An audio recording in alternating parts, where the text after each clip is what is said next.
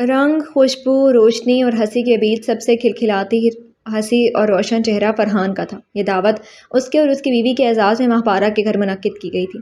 فرحان ماہ پارہ کے شوہر کا پیارا دوست تھا، بس اس کی شادی ذرا لیٹ اب جا کر ہوئی۔ اس کی شوخیوں کی حد نہ تھی، دوستوں کی گولہ باری کا جواب دینے کے ساتھ ساتھ اس کی پوری توجہ بیوی پر بھی تھی، جو شوہر کی بے باکی پر چھینپ رہی تھی۔ فرحان کی بھی تو حد تھی نا، کہاں تو اسے اتنے عرصے من پسند لڑکی نہ ملی۔ ماں بہنیں ہانپ گئیں، اور کہاں اب وہ پہلی نظر کے اعتراف سے آخری نظر کی خواہش تک سنا سنا کر تھکتا نہ تھا۔ بس کر دیں آپ، کچھ رہنے بھی دیں، سب دیکھ رہے ہیں، کیا سوچیں گے؟ ارے کیا سوچیں گے؟ اپنی جائز بیوی سے محبت کے اظہار میں کیسے شرم؟ ہاں جی جی بھابھی، شرم اور فرحان دو الگ چیزیں ہیں۔ کسی نے ہانک لگائی تو بیوی نے مصنوعی خفگی سے اسے گھورا۔ اوکے اوکے، فرحان نے ہاتھ اٹھا دیا، مگر ایک آخری بات بس، اگر کبھی زندگی میں دوبارہ محبت کی، اس نے جان بوجھ کر ڈرامائی وقفہ دیا، تو بھی میں اپنی اس بیوی سے ہی کروں گا۔ اس نے بیوی کا ہاتھ ہوا میں اٹھا کر اعلان کیا۔ دوسری بار محبت؟ کیا نہیں، دوسری بار محبت کیسے ہوگی؟ محبت تو بس ایک ہی بار ہوتی ہے۔ ایک۔ ماہ پارہ کی نظریں بلا ارادہ اپنے شوہر کی طرف اٹھ گئیں۔ کسی کا دھیان نہ تھا، عدنان کو غش آنے لگے۔ ارے دوسری بار میں پہلی والی بیوی، مگر جب بیوی کے باہم ابرو دیکھے فوراً پلٹ گیا۔ ہاں بالکل، دوسری بار بھی پہلی بیوی، اسی میں بچا تیار۔ اس کے خوفزدہ نظر آنے کی اداکاری نے سب کو کہا لگانے پر مجبور کر دیا۔ ارے یار، یہ پیر و مرشد، میرا مطلب مرشد و پیر مرید کی جوڑی آج کچھ چپ سی ہے۔ خیریت؟ عدنان کے کہنے پر سبھی متوجہ ہو گئے تھے۔ ماہ پارہ کے شوہر کے نام کی مناسبت سے کچھ بے تکلف دوست انہیں مرشد و مرید کی جوڑی کہتے تھے۔ مرشد خاموش ہو تو مرید کی کیا مجال کہ لب کشائی کی گستاخی کرے؟ مرید نے سینے پر ہاتھ رکھ کر فدویانہ لہجہ اختیار کر کے گویا ایک لوہار کی کردی محفل زعفران زار ہو گئی۔ مرید نے سب سے نظریں چرا کر ماہ پارہ کو دیکھا۔ وہ قصدن نگاہیں چرائے ہوئی تھی، ارتکاز پر نگاہ ملی تو ماہ پارہ کے نگلے جانے والے دھوپ میں زہر سی کڑواہٹ تھی۔ چہرے کے تاثرات بھی کمال مہارت سے چھپائے۔ فرحان ہاتھ کا مائک بنائے اسے استفسار کر رہا تھا۔ کیوں بھابھی، ایسا کیا؟ ماہ پارہ ہنس دی۔ آج تمہارے بولنے کا دن ہے، ہم صرف سنیں گے۔ میں نے ہی حکم دیا تھا اپنے مرید کو۔ اس نے شوخی کی حد کر دی، لفظ اپنے مرید پر طوفان مچ گیا مانو۔ ماہ پارہ نے پوری کوشش کی کہ وہ مرید کو نہ دیکھے، مگر مرید کی مسلسل خود پر جمی نظریں اس کی کوشش کو ناکام بنا رہی تھی۔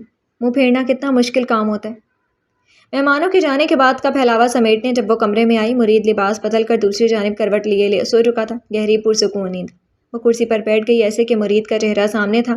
چوڑی پیشانی پر ایک لٹ پڑی تھی، اس کی اٹھی ناک اسے دوسروں سے ممتاز کرتی تھی۔ اس کا کمان ابرو اور آنکھیں جب کھلی ہوتی تھیں تو ان کی گہرائی میں ڈوب جانے کا اندیشہ لاحق ہوتا تھا۔ مرید کے خوابیدہ چہرے پر مدھم سے مسکراہٹ کا شائبہ ہوا۔ نہیں، وہ شائبہ نہیں تھا، حقیقت تھی۔ مسکراہٹ کا مدھم رنگ گہرا ہونے لگا تھا، ایسا گہرا کہ لگے ابھی وہ قہقہا لگا کر ہنس دے گا۔ ماہ پارہ کے اعصاب تن گئے، اسے خبر تھی اس مسکراہٹ کی وجہ۔ ان آنکھوں میں کس کا خیال خواب بن کر سرسرا رہا تھا؟ علم الیقین، حق الیقین اور عین الیقین۔ ماہ پارہ علم کے تینوں مرحلے پار کر چکی تھی۔ اس نے اپنے دل سے اٹھتی شکوک کی صداؤں کو ایسے جھڑکا تھا جیسے بے ادب مجلس کو پھٹکارا جاتا ہے۔ اس نے سنی سنائی پر بھی کان نہ دھرے تھے اس کے مرید، بھلا کیسے؟ لیکن پھر ایک آنکھوں دیکھی بھی ہوتی ہے، عین الیقین، اس سے جھٹلائی نہ گئی، چاہ کر بھی۔ غضب ہو گیا تھا اس کے مرید نے مرشد بدل لیا تھا۔ اس نے اس یقین سے پوچھا کہ وہ اسے جھٹلائے گا۔ نہیں، تمہیں غلط فہمی ہوئی ہے، کیسی بات کرتی ہو؟ وہ جو تم نے میرے ساتھ دیکھی، گلابی رنگت والی، سیاہ بالوں والی، بونے سے قد کی حشر ساماں لڑکی، وہ کوئی نہیں ہے۔ اور سچ اگر وہ کہتا تو وہ مان جاتی، اپنے کان ایسے بند کرتی کہ اپنی سانسوں کی آواز سنائی نہ دیتی۔ مگر مرید نے نظر جھکا لی، وہ نظر جو ایک مجرم کی نظر تھی، اور پھر اس کا سر بھی جھک گیا۔ مرید؟ ماہ پارہ کے منہ سے شوہر کا نام ایسے نکلا جیسے پہاڑ کی چوٹی سے گرنے والے کی آخری پکار ہوتی ہے۔ مجھے محبت ہو گئی ہے۔ شوہر کا لہجہ مجرم سا تھا۔ ماہ پارہ کی بجلی سے تیزی سے گردن موڑنے پر اس نے نظر چرائی۔ ایسا کیوں؟ ماہ پارہ اس کے سامنے آ بیٹھی اور اس کا چہرہ کھوجنا چاہا۔ ایسا جملہ تو وہ اکثر کہا کرتا تھا۔ ہاں، مگر کتنا عرصہ ہوا اب نہیں کہا تھا۔ کمال ہے، ماہ پارہ کا ہی دھیان نہیں کیا۔ کس سے ہو گئی جناب کو محبت؟ وہ ادائے دلبری سے پوچھتی۔ تم سے یار، وہ اسے خود سے قریب کر لیتا۔ مجھ سے؟ اوہ، یہ تو پرانی خبر ہے۔ پرانی خبر؟ مرید کو جھٹکا لگتا ہے تو کیا اس خبر کی مٹھاس ختم ہو گئی؟ میں اس مٹھاس کو اپنے اندر اتار چکی میرے مرید۔ یہ نہیں ہو سکتا، تمہاری محبت میرے اندر ہر روز ابل پڑتی ہے جیسے چشمہ پھوٹتا ہے۔ تم ساری عمر بھی پتھر لگا کر بند باندھو تب بھی اس بہاؤ کو روک نہیں سکتی میری ماہ پارہ۔ اور وہ سرشار ہو جاتی، گردن اکڑ سی جاتی، دیکھنے والوں کو وہ مغرور دکھائی دیتی جیسے کوئی شہزادی، ملکہ یا بے نیاز پیر۔ اور مرید؟ لیکن آج مرید کے اعتراف میں یہ کیسی اٹک تھی کہ اسے منہ پھیرنا پڑا، اور ہونٹوں پر زبان پھیر کر پہلو بھی بدلا۔ کس سے ہوئی محبت؟ اس کے منہ پر سے لاشعوری طور پر پھسلا تھا۔ ہائے کاش وہ خود پر قابو رکھ پاتی۔ ظاہرہ سے۔ کون ظاہرہ؟ اس نے تھوڑی سے پکڑ کر اس کا چہرہ اپنے سامنے سیدھا کیا، اور کاش وہ یہ نہ کرتی، کیونکہ ظاہرہ کا عکس تو اس کے شوہر کی آنکھوں میں ہلکورے لے رہا تھا۔ اگر یہ مذاق ہے مرید تو بہت برا ہے۔ اس کے لہجے میں دھمکی سے زیادہ خود کے لیے تسلی کا عنصر تھا۔ مگر یہ مذاق نہیں تھا۔ اگر میں بھی تمہیں بتاؤں کہ مجھے بھی تمہاری طرح کسی زائر سے محبت ہو گئی ہے تو؟ وہ جیسے آستینہ چڑھا کر میدان میں آئی۔ مرید کے چہرے نے رنگ بدلا۔ نہیں، ایسے کیوں دیکھ رہے ہیں؟ محبت ہے نا، ہو بھی سکتی ہے، آپ کو بھی تو ہو گئی۔ منہ کیوں پھیر لیا؟ اس لیے نا کہ جانتے ہیں عورت کو دوسری بار محبت نہیں ہوتی، خاص طور پر شادی شدہ شریف عورت کو، اور میں بہت شریف عورت ہوں اور آپ میری اس شرافت سے ناجائز فائدہ اٹھا رہے ہیں۔ میرا خود پر اختیار نہیں رہا، میں اس کے بغیر نہیں رہ سکتا۔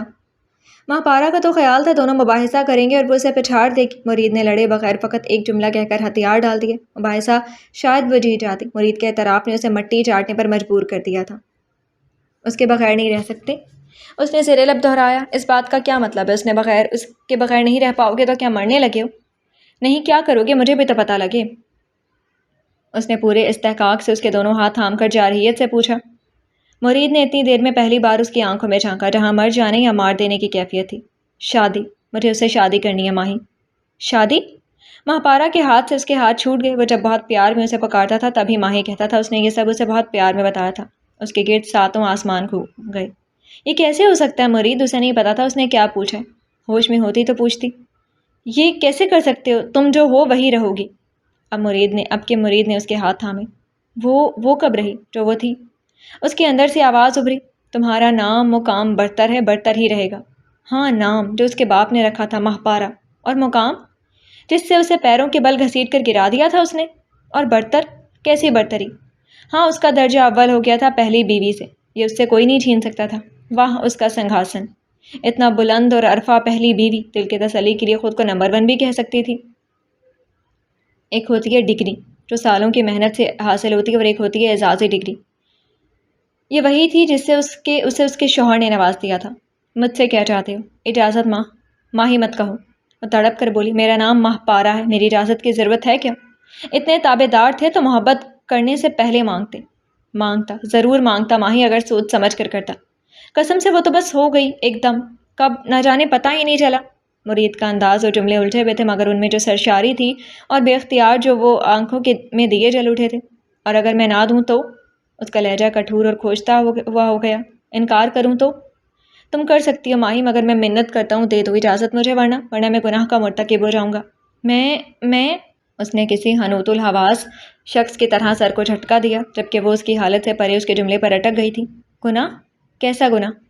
اوہ، یعنی گناہ؟ اس نے اپنے دونوں ہاتھ اپنے چہرے کے گرد رکھ لیے۔ وہ پھٹی آنکھوں سے مرید کو دیکھ رہی تھی۔ مرید مریدی کے مسند سے نیچے گر گیا تھا، بالکل جیسے پیری کا ایک مقام ہوتا ہے، مریدی کا بھی ہوتا ہے، اس کے بھی درجے پاس کرنے ہوتے ہیں۔ ہر کسی کو کہاں ملتا ہے فیض قدم بوسی کا؟ ماہپارہ نے بھی اپنے پیر سمیٹ لیے تھے۔ وہ دور کھسک گئی۔ اب کہنے کو کچھ نہیں بچا تھا مگر ایک آخری جملہ۔ وہ کہہ دیتی اگر تو کھیل بدل سکتا تھا۔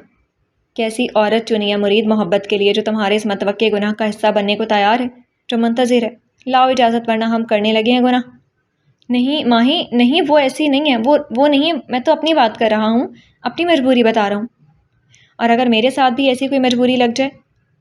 نہ میرا ارادہ نہیں ہے، مگر انسان ہوں نا، کبھی ایسا ہو جائے، ایسا تو؟ ایسی بات مت کرو ماہپارہ، عورت بہت حیادار ہوتی ہے۔ اور تم یہ کہہ رہے ہو مرد بے حیا ہوتا ہے؟ اس نے تیز ہو کر کہا۔ مرید کے پاس جواب نہیں تھا۔ بات یہ ہے مرید حسین، مرد کے لاشعور میں اجازت ہوتی ہے جو اسے اللہ نے دی ہوتی ہے۔ نماز میں 4 سنتوں کو چھوڑ دینے والے مرد کو 4 شادیوں کی سنت خوب یاد رہتی ہے۔ ہاں، چلے جاؤ یہاں سے، میرے پاس تمہارے لیے کچھ نہیں ہے۔ یہاں تک آ کر اس کا چینکنا بنتا تھا۔ ماہی، میں اجازت مانگ رہا ہوں، ورنہ تمہیں خبر بھی تو مل سکتی تھی۔ مرید بن کر بہت دیر پاؤں پکڑ لیے، وہ مرید سے مرد بن گئے، مرد سے شوہر، اور شوہر بھی وہ جو ضلالت پر اتر آیا۔ ہاں، ٹھیک کہہ رہے ہو، اگر خبر ملتی تو پھر ہم دونوں اس طرح ایک چھت کے نیچے نہ ہوتے۔ کیا مطلب؟ وہ کھڑا ہو گیا۔ مطلب یہ کہ وہ چھوٹے چھوٹے قدم اٹھا کر مقابل آ گئی۔ میں تمہاری طرح کسی دوسرے کو سامنے لا کر تو کھڑا نہیں کر سکتی تھی، اس کی اجازت نہ مجھے مذہب دیتا ہے، نہ معاشرہ، اور نہ میرا پندار کہ ایسا گھٹیا پن کرتی۔ مگر میں تم پر لعنت بھیج کر تو جا تو سکتی تھی نا؟ جا؟ مرد کو واقعی دھچکا لگا۔ کہاں جا سکتی تھی؟ اگر اس طرح جاتی تو کیا پتہ دے کر جاتی؟ اس کی آنکھوں میں چیلنج تھا۔ اور اکیلی بھی نہ جاتی، 3 بچے بھی میرے ساتھ جاتے، پتہ ان کا بھی نہ ہوتا، اور جاتی تو صفایا کر کے جاتی جیسے چور جھاڑو پھیر دیتے ہیں۔ یہ گھر، گاڑی، کاروبار، سب बड़ी मोहब्बत से मेरा नाम किया गया था कभी। माही तुम? मुरीद भौंच का रह गया। उसने तो ऐसा कोई सूदो ज़ियां का गोशवारा तरतीब नहीं दिया था जैसे महापारा ने पलक झपकते बयान कर दिया था। मानो मुरीद हुसैन को ज़मीन पर पटकी दे दी। मुझे तुमसे बहुत मोहब्बत है माही, वो बहुत देर बाद बदिक्कत बोला। थी, उसने जहरखन लहजे में तस्लीम किया। और बच्चों से तो तुमसे भी ज़्यादा। और ज़ायरा से? उसने उसे टोक कर कहा, मानो बोलती बंद कर दी। 1/4, 4/1 का हिस्सा बरतरी रखता है, आज साबित हुआ। इसने इतने सख्त एहतजाज और हिसाब किताब के बाद उसने मुरीद हुसैन को दूसरी शादी की इजाज़त दे दी। जिसने सुना दांतों तले उंगलियां दाब ली। क्या दोस्त क्या दुश्मन, घर खानदान, मासी, चौकीदार, दुकानदार। जब वो बरी बनाने पहुंची, किसके लिए? मैडम, भाभी के लिए, बहन के लिए, सौकन के लिए? जी? दुकानदार की जी गोया सीटी थी नकारा। सारे शॉपिंग मॉल की नज़रें और उंगलियां उसके सिमत उठाएं जिसके हाथों में शॉपिंग बैग्स थे और उनसे झांकते झिलमिल कपड़े। क्या हुआ है, होश में हो तुम? एक सफ़ेद बालों वाली आंटी ने उसे रोक लिया। झूठ बोल रही हो। उनकी आंखों और गिरफ्त में सख्ती थी। आपको क्यों लगा मैं झूठ बोल रही हूँ? आंटी का बुजुर्गाना मुशफ़िक किसी हद तक खफा इस्तेहकाक भरा अंदाज उसे मुस्कुराने पर मजबूर कर गया। अरे तो और क्या लगेगा, किस चीज़ की कमी है तुम्हें? जीती जागती गुड़िया जैसी हो। गुड़िया से दिल भर जाया करते हैं आंटी। बच्चे नहीं हैं क्या? आंटी ने उसके जुमले पर ज़रा ध्यान नहीं दिया। मोहतात और पुरयकीन अंदाज से आहिस्ता से पूछा। वो चौकस हुई। क्यों नहीं आंटी, माशाल्लाह 3, 2 बेटे और 1 बेटी। हाँ? आंटी को ऐसा झटका लगा कि पीछे को लहरा गई। महापारा ने बदिक्कत संभाला। तो फिर मान लो किसी ने सफली करवाई है। हो सकता है आंटी। उस पर नहीं, तुम पर। अरे कौन औरत सौकन की बरी बनाती? अरे तुमने इजाज़त ही क्यों दी? बोलो, तुम्हें किसी ने अकल ना दी? हैं? हाँ? अरे कोई तो होता जो इस मुँह को रोकता। उसका सारा एतमाद बेनियाजी हवा हो गई। उसने आहिस्ता से आंटी के हाथ से अपना हाथ छुड़ाया और निकल आई। आंटी के तीनों सवालों के जवाब थे उसके पास। उसके अब्बा ने गोली मार देने की ना सिर्फ ख्वाहिश व ऐलान किया बल्कि ठान भी ली। महापारा ही ढाल बन गई। नहीं अब्बा, मैंने दी है इजाज़त। तो उसने मांगी ही क्यों? अब्बा के एक हाथ में पिस्तौल थी, दूसरे हाथ से उसे परे करना चाहा। वो कसम खा कर आए थे मुरीद की जान लेकर ही लौटेंगे। महापारा ने अब्बा के दोनों हाथ थाम लिए और आंखों में इतनी मिन्नत समोली कि ऐसी मिन्नत पर आम माफ़ी का ऐलान हो जाए। अब्बा की गन भी नीचे झुक गई। और वो जो अकल देने की कोशिश थी, बहस यहाँ तक आ गई कि उसकी अम्मी का बस न चलता था पैर से चप्पल निकाल कर बेटी के सर पर इतनी मारें कि उसके दिमाग से खन्नास निकल जाए। अरे तो बस मुझे ये बता, तूने दी क्यों इजाज़त? बोल बोल महापारा, बोल।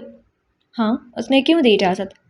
महापारा ने माँ को तो जवाब से ना नवाजा, मगर जब खुद उससे उसके दिल ने पूछा तो दिल का कहा कब टाला जा सकता है? दिल वो जो दिमाग के ताबे हुआ था, उसने क्यों दी इजाज़त?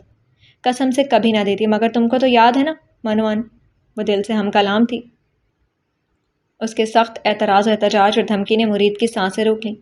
ये बात मुरीद और उसका अंदर जानता था। उसे महापारा से कितनी मोहब्बत थी और बच्चों से, लेकिन उसका क्या करता, उसे ज़ायरा से भी इतनी मोहब्बत थी। सबको लगा वो ताइब हो गया। सब कुछ नॉर्मल नज़र आने लगा। वही रोज़मर्रा के मामूलात, वही जिम्मेदारियाँ और उनको पूरा करने में जुटा मुरीद। लेकिन महापारा को लगता वो मुरीद नहीं है। मुरीद का हम शक्ल रोबोट है, कारगुजार, फरमाबरदार, मगर बेदिल। मगर उस रात खलवत के लम्हात में बहुत अरसे बाद मुरीद की तरफ से बेसाख्तगी और ख़ुद सुपुर्दगी थी। उसे अपनी कोशिशों, धमकियों और दुआओं, हाँ उसने बहुत दुआएं भी की थी, मुरीद लौट आए कि पूरा होने का यकीन होने लगा। मुरीद बहुत दिनों बाद मुरीद महसूस हुआ। बाला और शेदा धोखा खा रहा था। मुझे लगा तुम नहीं हो, मेरे साथ ज़ायरा है। उसके वजूद के पर खच्चे उड़ाकर फिर वो बैठा नहीं, कमरे से चला गया। और वो ऐसी तजलील, उसने अपने चेहरे पर उंगलियां फेर दी, अपने हाथों और बाजुओं को ऐसे छुआ जैसे टटोल रही हो। आह! मुरीद ने अपने दिए ज़ख्मों का खुरून नोच दिया था। मुरीद ने नमक मिर्च छिड़क दिया था। उसके पूरे वजूद में भांबड़ उबलने लगे। उसका जी चाहा वो नाखूनों से अपना पूरा जिस्म नोच डाले, अपनी खाल उतारते, मगर ये सब सोचने समझने सुनने पढ़ने तक में आसान था। अमलन वो उसके पीछे चली आई। खूब अंधेरे कमरे में होंठों में दबे सिगरेट के मत्थम से शोले ने उसकी सिमत का तयन किया। उसे आगही की अजाब नाक रोशनी में धकेल कर वो इस तारीकी में उस दूसरी औरत की याद की शमा जलाए बैठा था। वो तुम्हें कहाँ मिली मुरीद? वो सोफे पर पाँव ऊपर करके बैठ गई। उसकी आवाज़ साफ थी। मुरीद को उसके आसाब की मजबूती पर हैरत हुई। सफ़र में, हाँ हाय ये सफ़र, नए जहानों को दरियाफ्त करने के शौक़। वो फ्लाइट में मेरे साथ वाली सीट पर थी। महापारा ने जहाज़ का तस्वुर किया। सीट से जुड़ी सीट, लंबा सफ़र, जब जब नींद से डोलते सर दूसरे कंधे पर टिक जाते हैं। काश उसका शौहर मज़दा बस में सफ़र करता, जहाँ मर्दों औरतों के पोर्शन बने होते हैं, और अब तो अक्सर में दरमियानी जंगला भी लगा दिया गया था। काश जहाज़ में भी जंगला होता, बल्कि लोहे की दीवार होती तो। उसकी बचकाना सोचों से परे उसका शौहर अपनी ही धुन में था। बताया ना, वो अंधेरे में उसे दिल की रोशनी से देख रहा था। यकीन करो महापारा, पहली नज़र में मुझे बिल्कुल आम से लगी, लेकिन दूसरी नज़र में वो मेरे दिल के अंदर झाँकुसी। हाय हाय महापारा मछली, इसलिए दूसरी नज़र को हराम कहा गया। ہائے، اور اس کی آواز جیسے جھرنا گرتا ہے، جیسے گھنٹی بجتی ہے، جیسے مرید کے پاس تشبیہات کی کمی نہ تھی، وہ مانو زبان دان ہو گیا تھا، شاعر جو اتنا ہی استعارے ترتیب دیتے ہیں اور داد پاتے ہیں، مگر یہاں مہپارا اس کے سامنے داد کب دے رہی تھی، وہ ہاتھ مسل رہی تھی۔ آواز غیر مرد سے بات کرنے میں لہجے کو سخت رکھنے کا حکم یوں ہی تو نہیں دیا گیا تھا، اور اس کے وجود سے اٹھتی خوشبو، مجھے لگا میں پیرس کے کسی باغ میں کھڑا ہوں جہاں بہار اپنی جوبن پر ہے، اور عورت کا کوئی کام نہیں ہے کہ وہ خوشبو لگا کر باہر نکلے، اور اس کی ہنسی۔ سفر تو 2-4 گھنٹے میں ختم ہو جاتا ہے مرید، اسے اپنی آواز کنویں سے آتی محسوس ہوئی تھی۔ ہاں، مگر اس سفر کے خاتمے سے پہلے ایک نیا آغاز ہو گیا تھا۔ مرید نے سگریٹ بجھا دی اور اس کی سمت گھوما، لیکن اب اس سے کوئی فرق نہیں پڑتا تھا کیونکہ رخ تو وہ موڑ ہی چکا تھا۔ کمرے میں ہنوز اندھیرا تھا، وہ اندازے سے ایک دوسرے کو دیکھ رہے تھے مگر دیکھ نہیں پاتے تھے۔ ٹھیک ہے، تمہیں اجازت ہے۔ اب اس کے سوا اس کے پاس کہنے کو نہیں بچا تھا کچھ۔ تم پاگل ہو گئی ہو مہپارا، اپنے شوہر کی شادی کروا رہی ہو؟ ایسا تو کوئی بھائیوں بیٹوں کے لیے نہیں کرتا۔ اس کی بہنوں نے اسے جھنجھوڑ ڈالا۔ منع تو اسے مرید نے بھی کیا تھا۔ مت تکلیف کرو تم، ظاہرہ دیکھ لے گی خود ہی۔ جب وہ بری وغیرہ بنانے لگی، اگر ظاہرہ نے کہا ہے تو میں مان جاتی ہوں، لیکن اگر یہ تمہاری خواہش ہے تو میں کہوں گی کرنے دو مجھے۔ مرید چپ ہو گیا، لیکن اس کی بہنیں کسی دلیل و جواز سے بہلنے والی نہیں تھیں۔ عورت کا فرض ہے آپی، اپنے شوہر کے آرام و آسائش کا خیال رکھے۔ میرے شوہر کو یہی آسائش درکار ہے، کیا کروں؟ دوسری شادی عیاشی کے سوا کچھ نہیں، بھابھی نے بلا لحاظ کہا۔ تو ٹھیک ہے نا، وہ ہنسی۔ کرنے دو اسے عیش۔ اچھا، وہ عیش کرے گا اور تم؟ میں داد دوں گی جیسے وہاں دیتے ہیں۔ اس کے ساتھ ہی سیدھے ہاتھ کی انگلیوں کے پشت کو الٹے ہاتھ کی ہتھیلی پر تیز تیز باہر کی جانب چلایا، جیسے تماش بین داد دینے کے لیے نوٹ بانٹتے ہیں۔ اور تو کوئی نہیں ہنسا تھا، البتہ اسے اپنے اس بے ساختہ ایکٹ پر بہت ہنسی آئی تھی، بہت سے بھی زیادہ۔ اس کے بچے سیج دے کر متحیر رہ گئے تھے۔ یہاں کس کے دلہن نے بیٹھنا ہے ماما؟ بڑے بیٹے نے سوال کیا۔ اس نے اپنے ہوش میں باقاعدہ مشاہدے کے ساتھ کچھ عرصہ پہلے ماموں کی شادی میں شرکت کی تھی جہاں وہ شہ بالا تھا۔ اسے سب پتہ تھا سیج پر دلہن بیٹھتی ہے۔ بتائیں نا ماما، کس کی دلہن کے لیے بنایا گیا؟ چھوٹے بیٹے نے اس کا ہاتھ ہلایا۔ پاپا کے دلہن کے لیے۔ تحیر سے بھرپور کورس میں تینوں بچے بولے تھے۔ ہاں، چھوٹے بیٹے نے اپنے کھلے منہ پر ہاتھ رکھا۔ پاپا کی ابھی تک شادی نہیں ہوئی؟ وہ تو اتنے بڑے ہیں۔ ہاں بیٹا، نہیں ہوئی تھی، وہ سیج کی لڑی کو باندھنے لگی۔ آپ کی شادی ہوئی ماما؟ بیٹی نے اس امید پر سوال کیا کہ جواب نہ میں ملے۔ نہیں ہوئی نا؟ ہاں، ماما کی شادی بھی نہیں ہوئی۔ چھوٹے بیٹے نے بہن کو تسلی دی۔ ہوئی ہوتی تو ہم گئے ہوتے نا، ہے نا ماما؟ ہم ہوتے نا۔ کوئی ماما اپنے بچوں کے بغیر شادی تھوڑی کرتی ہے نا ماما؟ بچے کے پر یقین لہجے اور انداز پر اسے ہنسی آ گئی تھی۔ اس نے اس بات میں سر ہلایا۔ یاہو، تو یعنی کہ پاپا کے بعد پھر آپ کی شادی ہوگی، ہے نا؟ ہے ماما، ٹانگوں سے لپٹی بیٹی نے معصوم چہرہ اوپر اٹھا رکھا تھا۔ اسے جواب ہر صورت ہاں میں درکار تھا۔ بے وقوف، ماما کی شادی ہو گئی ہے۔ سیٹھ کو بہت تکنیکی انداز سے جج کرتے بڑے بیٹے نے سر پیٹ لینے والے انداز میں مداخلت کی تھی۔ پاپا کے ساتھ؟ میں نے خود البم دیکھا ہے نا ماما؟ اس کے انداز میں روب و قطعیت تھی۔ اس کے بچے 2 دھڑوں میں تقسیم ہو گئے، چھوٹا بیٹا بیٹی اور دوسری طرف بڑا بیٹا۔ نہیں ہوئی اجے۔ چھوٹے بیٹے کو برا لگا۔ پاپا کے بعد ماما کی بھی ہوگی۔ چھوٹے بیٹے کو برا لگا۔ پاپا اسے پتہ بھی نہ چلا اور لہجے میں شکست آئی۔ کیوں ماما؟ دونوں چھوٹوں نے اس کے دونوں ہاتھ تھام لیے۔ آپ کی کیوں نہیں ہوگی؟ آپ بھی کر لینا، کریں گی نا؟ میں نہیں کر سکتی بیٹا، میں یہی تو نہیں کر سکتی۔ مہپارا کو خود پتہ نہیں چلا وہ کن معنوں میں کیا کہہ رہی ہے۔ اسے مذہبی اور معاشرتی حد بندی کا خیال آ گیا تھا، یہ اس محبت کا جو اسے مرید حسین سے تھی۔ محبت جس میں محبوب کی خوشی کے لیے اس نے اپنے ہاتھوں اپنی جھولی میں انگارے بھر لیے تھے۔ پتہ نہیں وہ کس تناظر میں بولی تھی، پتہ نہیں۔ اور شادی کی تقریب عام شادی کی تقریب جیسی نہیں تھی، یہ دراصل ایک تماشا گاہ تھی جہاں دنیا صرف مہپارا کو دیکھنے کے لیے اکٹھی ہوئی تھی۔ حالانکہ مرید حسین سخت جذبہ زبا تھا۔ شادی ہال میں پہنچ کر انسانوں کے جمع غفیر کو دیکھ کر وہ ششدر رہ گئی تھی۔ اسے لگا وہ غلطی سے کہیں اور کسی اور ہال میں گھس آیا، مگر بے حد خوبصورت لباس میں 16 سنگھار کیے مہمانوں کو خوش آمدید کہتی مہپارا نے غلط فہمی دور کر دی۔ یہ سب کیا ہے مہپارا؟ وہ جتاتے لہجے میں بمشکل پوچھ سکے۔ عاشق کا جنازہ ہے۔ اوہ، میرا مطلب عاشق کا ولیمہ ہے، ذرا دھوم سے نکلے۔ مرید کی سوالیہ سرگوشی چور کی سانسوں جیسی تھی۔ وہیں مہپارا کا جواب اعلانیہ تھا جسے شاعر اپنے سب سے خوبصورت مصرے پر داد چاہتا ہے۔ اس کے بعد پھر مرید حسین کے منہ سے کچھ نہ نکلا، موقع بھی نہ ملتا بھی کیسے، لوگوں سے گلے مل مل کر اس کے کندھے ڈھلک گئے۔ مبارکباد کا شکریہ کہتے کہتے وہ ایسا نڈھال ہوا جیسے گدھا پانی بھر روٹی کی بوری کو اتار کر ہوا ہوگا۔ 1 منٹ، یہ ہنسنے کا نہیں رونے کا مقام ہے ویسے۔ اوپر سے مبارکباد کے ساتھ دوستوں بلکہ تمام مردوں جن میں عمر کی تفریق نہیں تھی کہ زبانی جملے اور مسکراہٹ و ہنسی مانو سارا نشہ حیران ہو گیا۔ دوسری طرف خواتین مہمان فیصلہ نہیں کر پا رہی تھی وہ ماہپارہ کو کیا کہیں، مبارک دیں یا پرسا؟ لیکن سیدھی بات ہے عورتوں میں کوئی ایک بھی مبارکباد دینے والی نہیں تھی، سب پہلے ہی اپنے شوہروں کے ہاتھوں ناک تک عاجز آ گئی تھی جو انہیں سناتے تھے، بیوی ہو تو ماہپارہ جیسی، صرف ہو تو ماہپارہ جیسا، شوہر کی خوشی سے خوش ہونے والی عورت جنتی ہوتی ہے۔ ماہپارہ نے سن لی یہ مدح سرائی، جنتی ہونے کے لیے اس نے اپنی زندگی جہنم کر لی تھی۔ ماہپارہ سے مہمانوں سے فردن سوکن کو متعارف کرواتی ماہپارہ کو اس کی کچھ کزنس نے گھیر لیا۔ تمہاری جگہ کوئی اور عورت ہوتی تو منہ نوچ لیتی اس حرافہ کا جس نے 3 بچوں کے باپ کو پھانس لیا۔ منہ نوچنے پر آؤں تو پہلے اپنے شوہر کا نہ نوچوں کہ وہ 3 بچوں کا باپ ہوتے کیوں پھنسا۔ اس کے مسکراتے لبوں سے نکلنے والے یہ الفاظ زہر میں بجھے تیر جیسے تھے، مگر ایسا تیر جو پلٹ کر اپنے مارنے والے کے سینے میں گڑ جاتا ہے۔ ظاہری زخم پر تو مرہم رکھا جا سکتا ہے، رشتے دل پر کون ہاتھ رکھے۔ شادی ہو گئی، ولیمہ، ہنی مون پر یورپ کا دورہ بھی ہو گیا، شمالی علاقہ جات بھی چلے جاتے، خاص طور پر کاغان ناران۔ اس نے سرسری لہجہ اپنایا۔ سوکن کی نظریں مرید حسین پر اٹھ گئی۔ وہ ماہپارہ سے مخاطب ہونا پسند نہیں کرتی تھی، حالانکہ ماہپارہ کا رویہ اس کے ساتھ ایسا تھا جیسے گھر میں آنے والی نئی دیورانی کے ساتھ ہوتا ہے، دھیرے دھیرے انوالو کرنے کی کوشش۔ ظاہرہ کو پسند نہیں تھا۔ ہاں، 1000 بار کی دیکھی جگہ ظاہرہ بی بی نے نخوت سے کہا، پھر بھی چلے جاتے۔ ماہپارہ نے مکھن لگا کر سلائس مرید حسین کی طرف بڑھایا۔ خیریت ماں؟ مرید حسین مسکرایا۔ ماہپارہ کی نظریں اس کے چہرے پر جم گئیں۔ شادی کے بعد سے وہ ایسی بات بات پر مسکرانے لگا تھا۔ اس کی آنکھوں کی چمک اور جملوں کی شوخی سرخ رنگ کو ہیج کرتی تھی، اور لہجے کی برجستگی پوری طاقت سے دیوار پر لگ کر پلٹ کر آنے والی گیند جیسی ہو گئی تھی۔ مرید حسین ایسے نتھر گیا تھا جیسے سادھو نے 200 سال کا جوگ چھوڑا ہو۔ دنیا دیکھی ہو ایسی پیاری، ایسی رنگین۔ ماہپارہ نے اپنے اندر اٹھتی شدید تکلیف کی لہر پر ضبط کا بند باندھا۔ مرید حسین اور زوجہ مرید حسین کی نگاہیں اسی پر جمی تھیں۔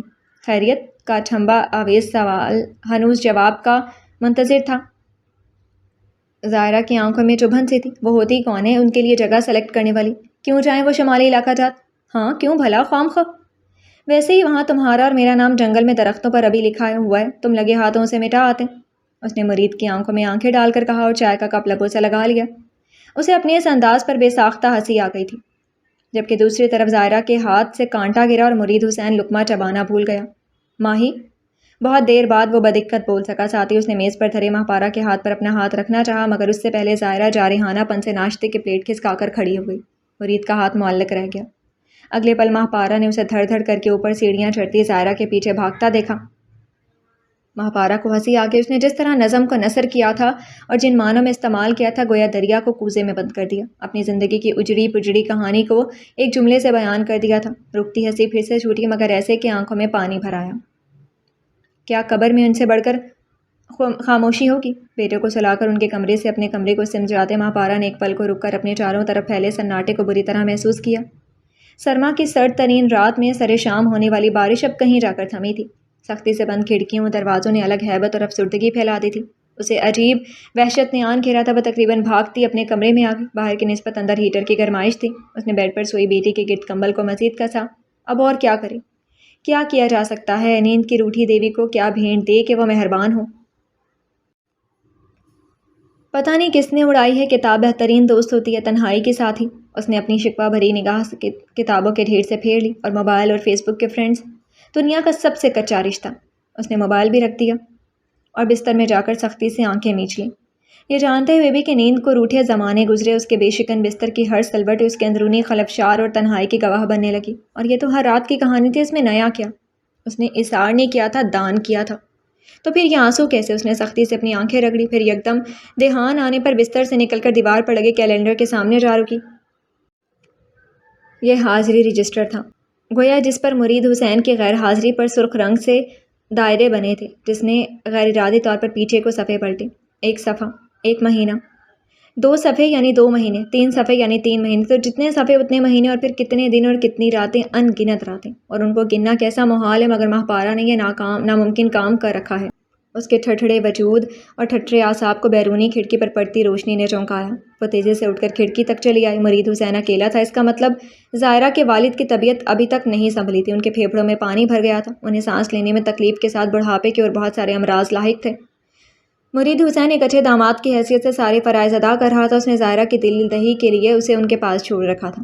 ہاں بھائی، محبوب پیارا، محبوب کے کوچے کی باز بھی پیاری، یہ تو پھر محبوب کے باپ کی بات۔ ماں پارا کھڑکی سے ہٹ کر بستر میں گھس گئی، خود کو کمبل میں گول مول کیا۔ بعض دفعہ ڈوبتے مچلتے دل کو ایسے بھی سنبھالا جاتا ہے۔ مرید اب سیڑھیاں بھی چڑھ رہا تھا، سناٹا ٹکلی کھانے لگا۔